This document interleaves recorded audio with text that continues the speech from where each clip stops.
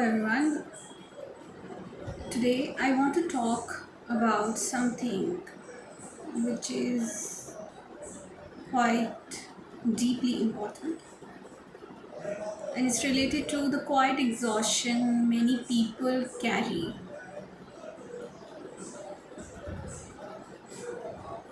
especially for emotionally sensitive and thoughtful people. My topic is how to protect your energy without feeling rude. So many people today are emotionally exhausted, not because they are weak, but because they have spent too long absorbing everything around them. Other people's moods, other people's expectations, other people's chaos, other people's opinions.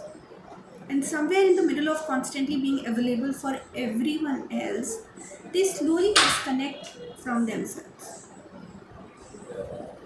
What makes this difficult is that gentle people often feel guilty for needing space. They worry, if I say no, will I hurt someone? If I step back, will I seem cold? If I choose peace, will people misunderstand me? But protecting your energy is not selfish, it is necessary. And strangely enough, one of the best ways to understand emotional healing and energy protection is through comforting films like Eat, Pray, Love. Because some stories are not just entertainment, some stories become emotional mirrors. So, now why comforting movies feel healing? Have you ever noticed that certain movies feel emotionally safe? Not loud, not chaotic, not emotionally aggressive. Films like Eat, Pray, Love create emotional breathing space. They slow the nervous system down. The story is not about constant performance or competition. It is about rediscovering peace, identity, healing, solitude, and emotional balance. And perhaps this is why people return to comforting films repeatedly. Not because they want escape, but because they want emotional rest. Comforting movies remind us that slowing down is allowed. In a world full of overstimulation, emotional noise, and constant pressure, storytelling becomes healing. And energy protection often begins there, like learning what environments emotionally nourish you.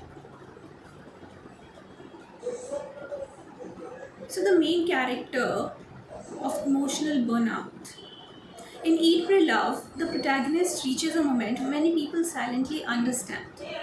Like she's emotionally overwhelmed by a life that no longer feels connected to her in herself. And this happens in real life too. Many people become trapped in emotional performance. Even I also feel sometimes emotionally trapped.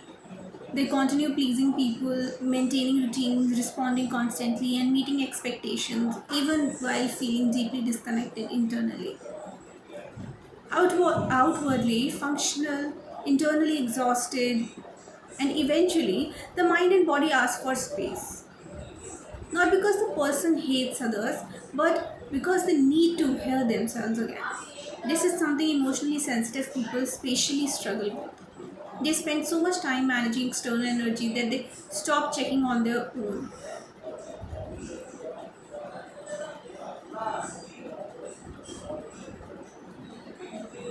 Now let's come to the next topic. That is how protecting energy is not the same as rejecting people. Okay, so this is very important. Many people think boundaries mean becoming cold, detached, or emotionally unavailable. But healthy energy protection is not cruelty, it is balance. You can still love people deeply while protecting your emotional peace. You can still be kind without becoming emotionally consumed.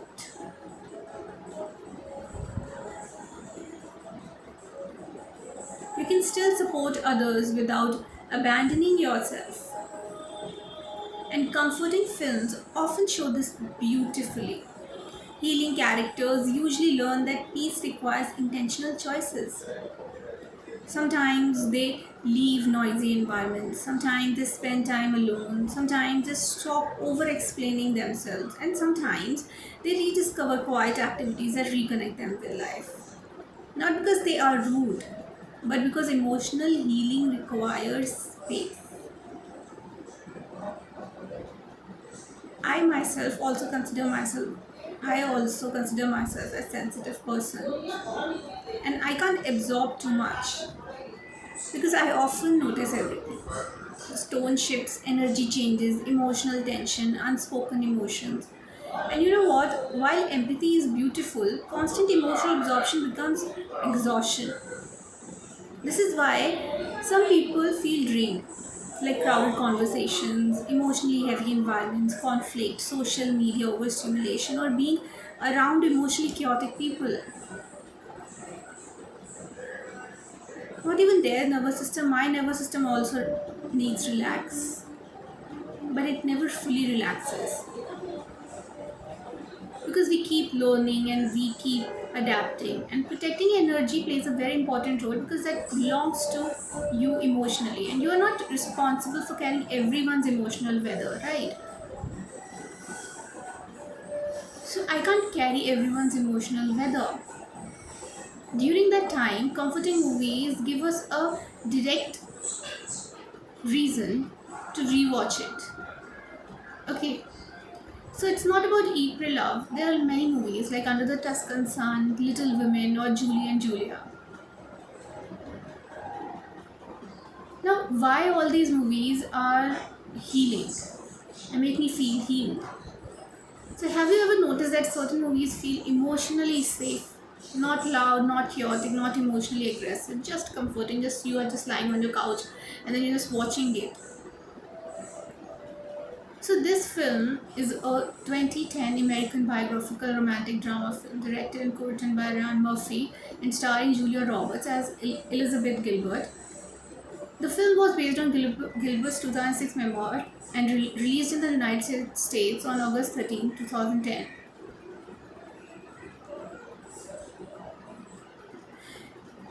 Beyond numbers, the emotional impact of the film stayed with audiences because it explored something many people quietly long for, like peace, self discovery, healing, and emotional balance.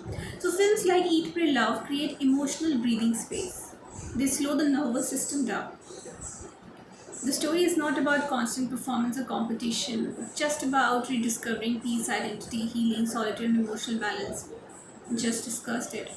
So, like I just discussed, that people return to comforting films repeatedly, not because they want to escape, just because they just want to have emotional rest.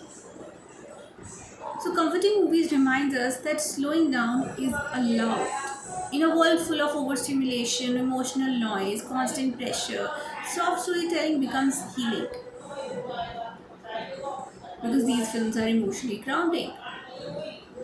It nourishes you because they focus on healing, rediscovery, softness, and quiet transformation, emotional reflection, and meaningful love. They remind people that life does not always need urgency. Sometimes healing happens slowly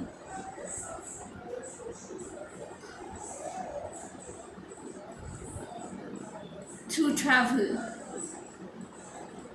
journaling, food, art, stillness, nature. And not only that, for meaningful conversations. Last but not the least, it's solitude. So, if we combine all these elements of benefits of watching comforting films, then we realize that it's just the basic purpose is to normalize the emotional rest. And emotionally exhausted people need that reminder. Because that sensitivity, that exhaustion, while absorbing all the sensitivity of other people or your, sometimes become suffocation. Specifically place it right after this line, like this continued, right? This is a beautiful movie. Then continue with the film and then say that I watched the most beautiful movie, right? So it happens just because it is not emotionally aggressive. You don't want to get aggressive just because you are absorbing the emotions of your life, or if you have heard somebody crying. So this film not only portrayed an example but also made us realize that it's just about understanding that financial success or the budget of life is not the only motive that you should understand. It's just there's another, that there's an emotional impact. So what is the emotional impact of that particular film that naturally flows smoothly instead of sounding better, right? So if we talk about the difference between isolation and intentional solitude, these two things are very important to protect your energy, because it does not mean isolating yourself from the world. Whenever you are watching a comforting movie, it's just about the emotional rest, that you find the connection. Intentional solitude creates clarity. It allows the nervous system to settle, that you can also cry. It reconnects people to their own thoughts. It reduces emotional overstimulation. This is why many healing journeys in storytelling involves nature, travel, quiet mornings, books, lakes, cafes, music. So it's not like that you are supposed to suffocate your mind or body with those emotionally sensitive sensitive silence. It can be reflective, right? If you agree, then please let me know in the comment section. Because healing often happens in calm spaces, and emotional turbulence happen in a crowded conversations. When your mind is also overcrowded, then also it happens. It creates noise, and not every moment of life needs noise. 1 hour, 2 hour of emotional rest is just required, because you are learning to say no calmly. And one of the biggest parts of protecting energy is learning to say no without guilt. That you're not ready to do that. And this can feel extremely difficult for kind people, because they have been kind. They have never been disrespectful. But saying no calmly is not disrespectful. In fact, emotionally mature people understand boundaries. They know how to create boundaries. You do not need dramatic explanations. Sometimes healthy boundaries sound like, I need rest today. I can't take this anymore. I'm not available right now. I need some quiet time. I can't emotionally hold this conversation today. Right? So it is very simple, respectful, and clear. Just because you are giving importance to your emotional rest.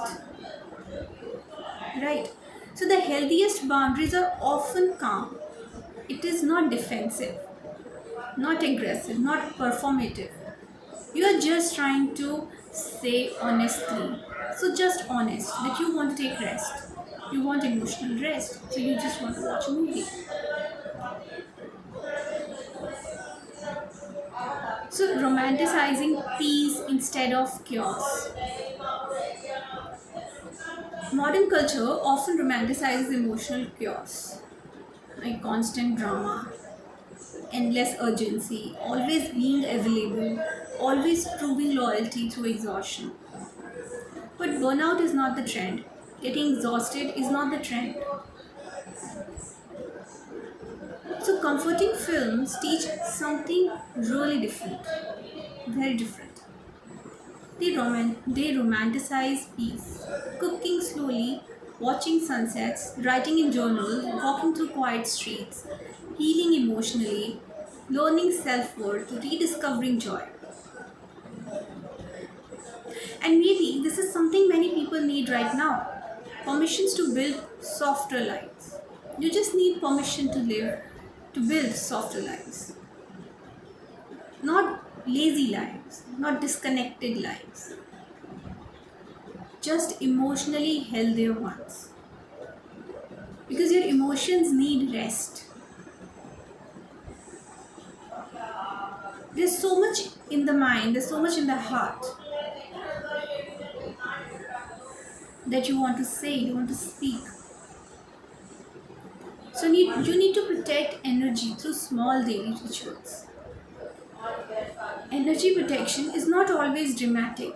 Sometimes it looks like turning your phone off for an hour, watching a comforting movie, drinking tea quietly, reading peacefully, listening to music, journaling. So journal your feelings, like what exactly do you want from your life, in your life, and how you're going to approach it.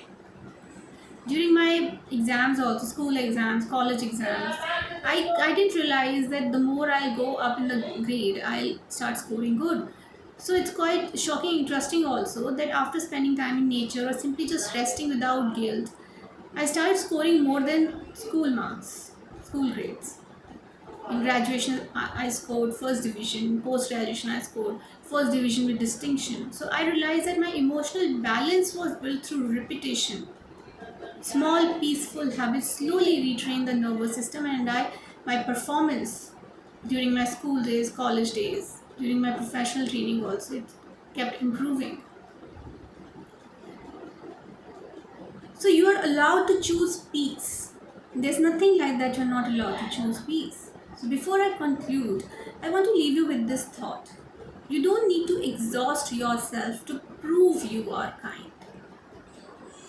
So I was never being kind to others, but I was kind to myself because I do not need constantly overextended joy.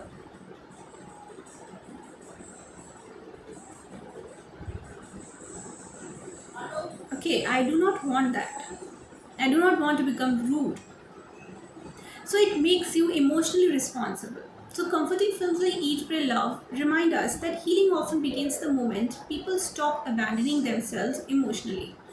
The moment they pause, reflect, breathe, reconnect, and choose peace intentionally. So if you have been feeling emotionally overwhelmed lately, perhaps your mind is not asking for more noise. Perhaps it is asking for softness, for stillness, for clarity, for emotional rest, and maybe healing begins there. Thank you for listening. And you know what? If this conversation resonated with you, do like, share, and subscribe for more reflections on storytelling, emotional wellness, quiet confidence, healing, and mindful living.